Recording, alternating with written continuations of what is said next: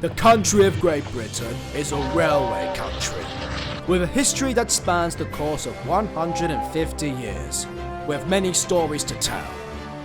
These are the stories of the men, women and steam locomotives who worked and served under the almighty power which was British Railways. A time of innovation, motivation and change for the men, women, their work, and the steam locomotives and their services. These are the stories of the locomotives and their crews who worked hard under the threat of their lines closing, their jobs changing, and simply replacement, whilst keeping their spirits high through their adventures. These are the stories of the locomotives of British Railways.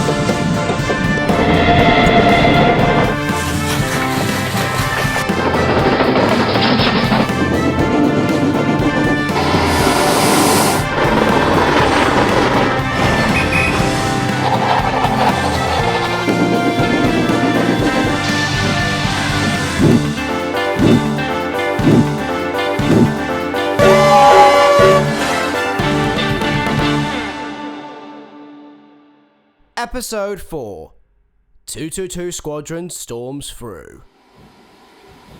The year was 1953, and the engines at Brighton had now been together for 2 years, and it had been a year since Oliver arrived at the sheds.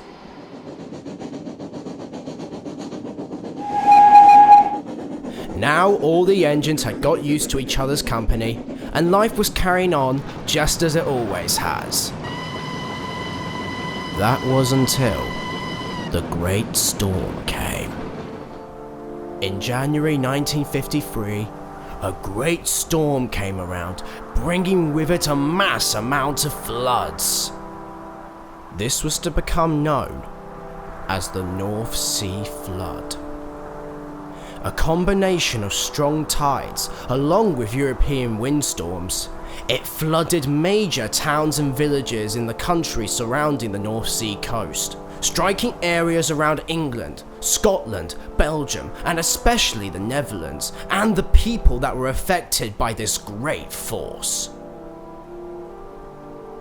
The south of England didn't suffer greatly during the storm, but that didn't stop wind and rain affecting rail traffic. Especially with the engines of Brighton being so close to the channel, they had to be ready and wary of the weather. That is why on one late afternoon at around 4 o'clock of that month, Nicholas was just backing down into the shed next to Sir Kay, with a rather worrisome look on his face. Sir Kay was concerned, as Nicholas looked very disheartened and rather distracted in his contemplation. So the King Arthur decided to have a chat with the Greyhound. Nicholas, is there anything wrong, old chap? What? No, I mean, nothing to be concerned about. Are you sure? It seems like whatever is on your mind is troubling you in a, if I may point out, rather obvious negative contemplation. Don't worry, Sir Kay. My concern is not your concern. What I think is everyone's concern is this storm. My driver tells me it's going to get even worse as the day goes on, and it's going to make it difficult for trains to run. Well, they can't exactly stop the trains. The passengers rely on us to get them home, safely and on time.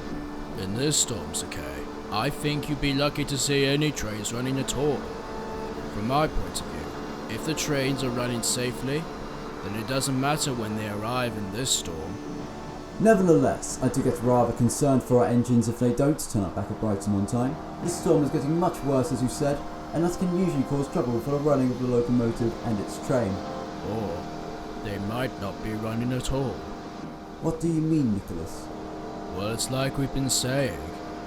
The storm is getting worse. That doesn't necessarily mean it will cause delays to the engine's travels.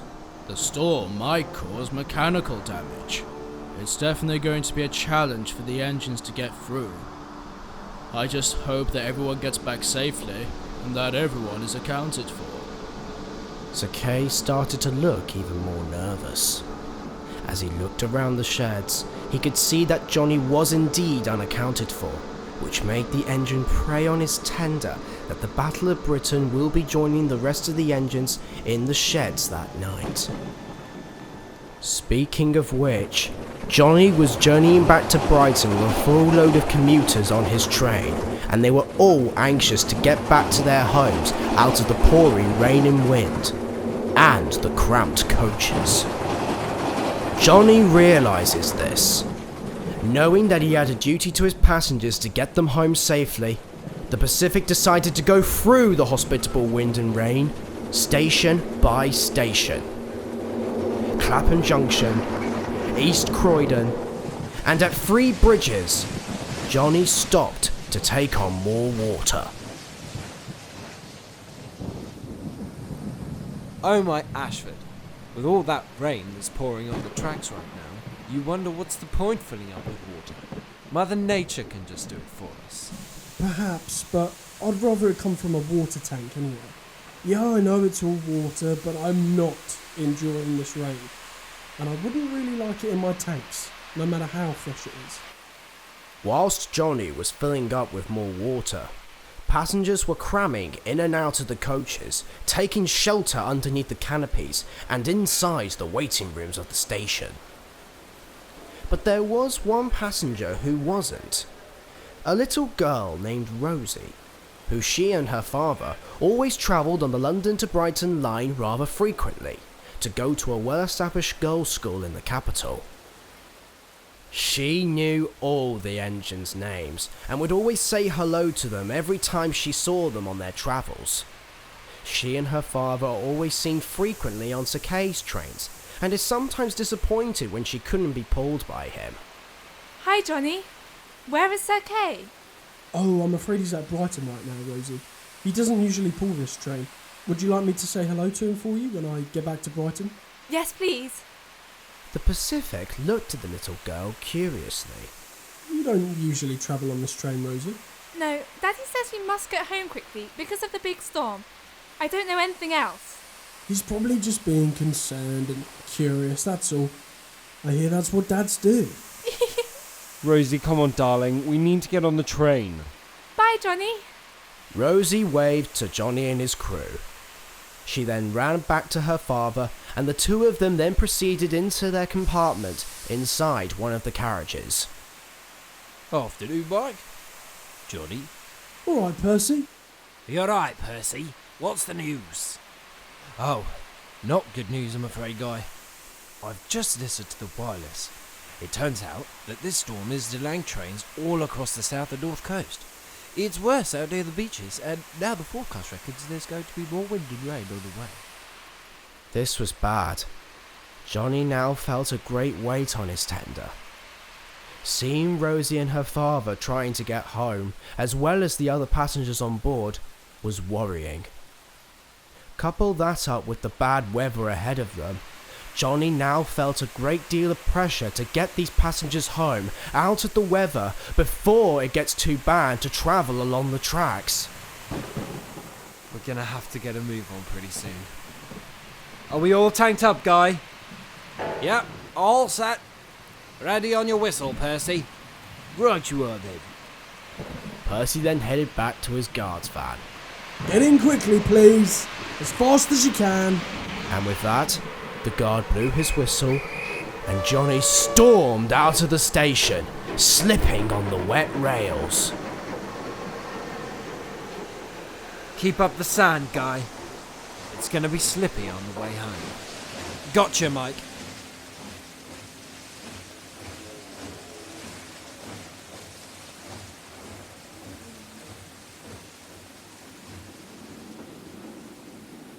Soon they were battling their way up against the weather once again.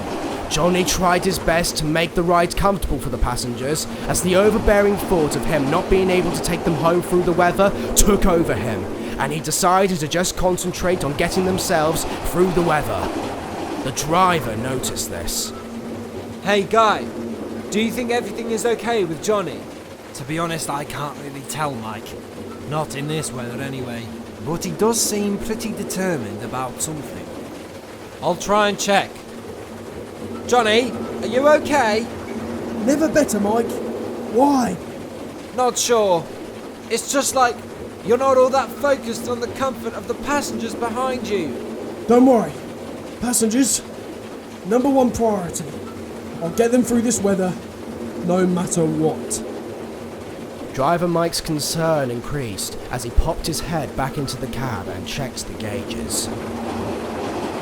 The train carried on for about 5 more miles down the track, up until they came to a yellow signal. The driver slowed down the train, and soon they came across Oliver with a rake of flatbeds. Oliver was very relieved to see Johnny. Hello, Johnny. I see you're going up against this terrible weather. Yeah, but that's the thing, Oliver. I don't know if I can do this. I don't know if I can get through this weather. I'm sure you can, Johnny. You always manage to find your way through the storm. But I'm not sure if I can.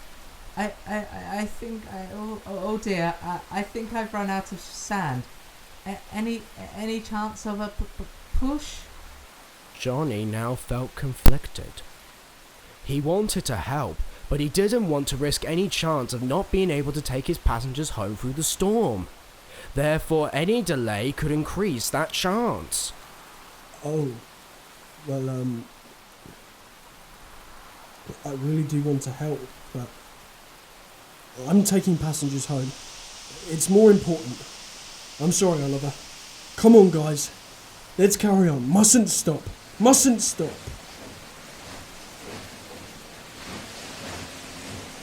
Oh no! Don't worry. I'm sure I'll be fine. Hopefully. I think that was the wrong thing to do, Mike. I agree. I think Karma's gonna come back and bite us in the bunker for not helping Oliver. And sure enough, in this weather, it did. Oh no! Hold on! Brakes! Oh no! No! Wheel slip! Oh no! We've lost traction to the rails. That's not the only problem. The sandboxes are almost empty. Johnny's wheels were spinning violently on the wet rails. We'll have to slow down quickly. Actually, maybe stop altogether. But what about the passengers? We can't delay. Well, it's either that or face an accident. No! We have to keep going. We have no choice, Johnny. We've got to. Look, Mike! Up ahead! A tunnel! Perfect. So driver Mike slowed Johnny down and took shelter in the tunnel. There was a signal box close by, so Percy the guard got out of his coach and ran through the blistering rain along the line side to tell the signalman that they had stopped. Whilst this was going on, and whilst they were under cover inside the tunnel, Johnny's crew walked up to the front of their engine to check for any damages, oil him up, and to ask him why he was acting so intense. What's got into you today? What's going on with me? What's going on with you? There was a massive storm out there, one of the biggest storms we've ever had. It's not one of the biggest storms we've ever had. It's like you haven't even noticed. Well, of course, we've noticed, Johnny. But we also noticed you being selfish and not helping Oliver out. Oliver's fine. His class of engine is one of the most powerful on the rails today. He can manage it. We understand how powerful Oliver is, so it's a cause of concern that a powerful engine like him is struggling through this storm. We didn't even stop at the signal box to let them know about him struggling in this weather. And? Are you being serious? Are you actually saying that? What's the problem, 222 Squadron? It's just like it's like just a regular old day for you, isn't it? There's a massive storm and passengers needing to get home safely. Everyone in those coaches are counting on us to get them home and dry. Johnny! You know what I mean. Yes, we understand that. We probably even understand it more than you. So why are you treating this as just a regular old day then? Because that's what we do, Johnny. Life as a railwayman is tough. It involves long hours through some of the worst weather ever. But if we start to complain, we're not doing our jobs. And our job entails driving an air-smooth engine at speed along the tracks every day. But we can't do that if you're not at your best. And we need you to be at your best in situations like this one.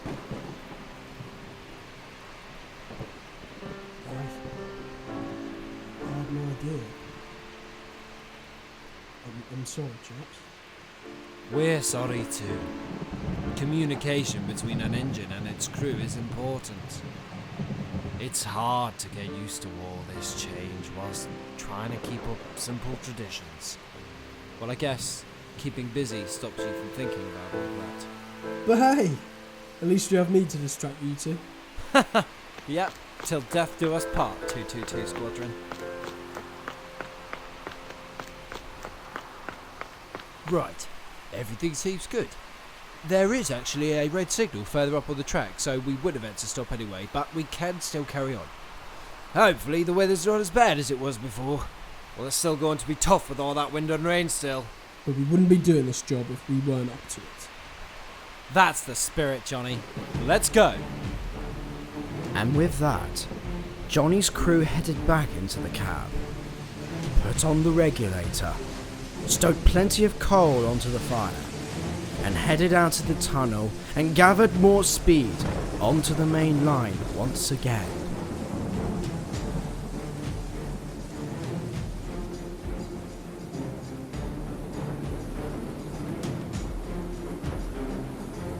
They charged the rain, passing signal boxes, snaking through banks, racing through even more tunnels, and traversing every single hill, even with little sand.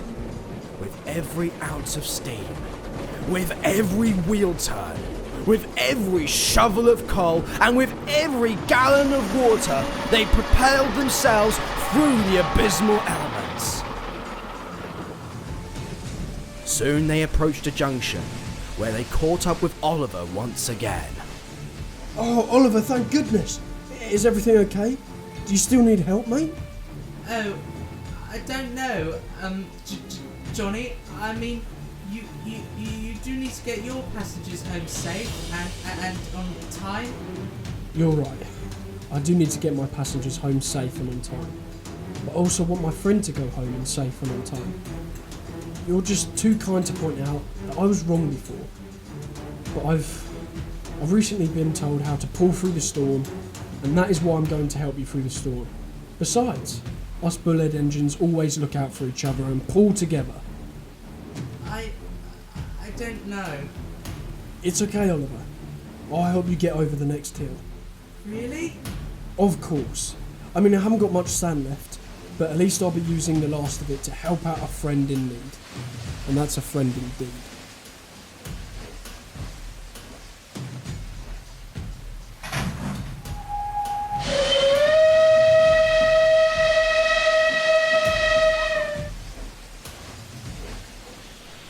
So Johnny and Oliver started on towards the gradient. When they got to it, Fireman Guy released all of the sand that Johnny had left in his sandboxes, getting a good grip as they went up the hill, and helping Oliver up. That's right, Oliver, mate. Full power! Full power! We can do it, Johnny! And they did. Johnny and Oliver raced down the other side of the hill, and they soon slowed down for the signalman to set them back onto the other line.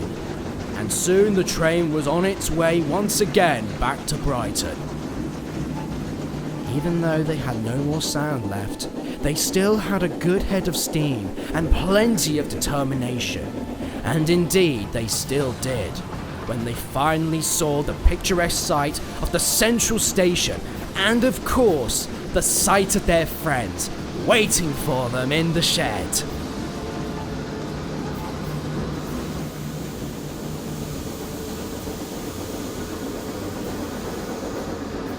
Well, isn't that a fine sight?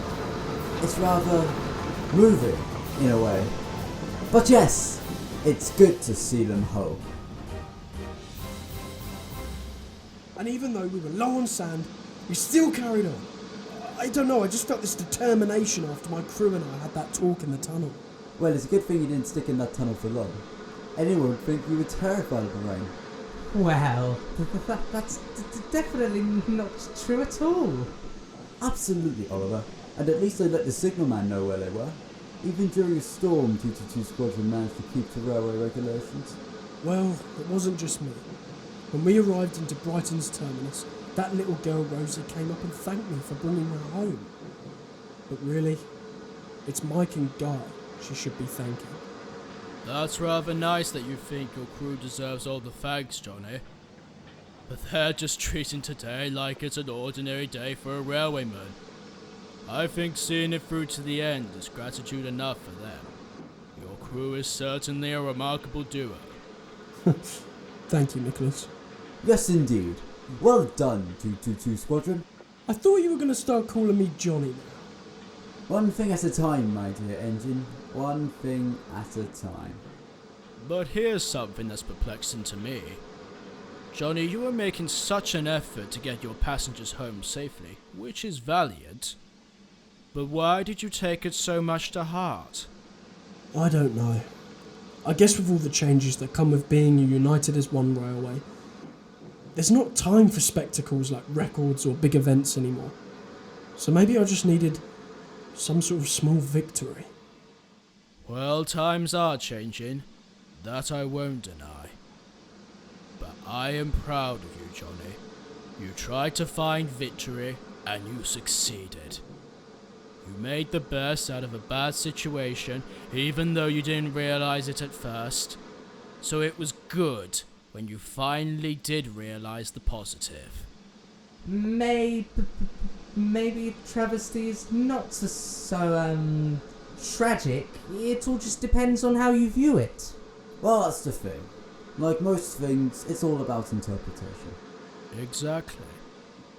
But like you said, a lot of changes have come when being all united under British Railways.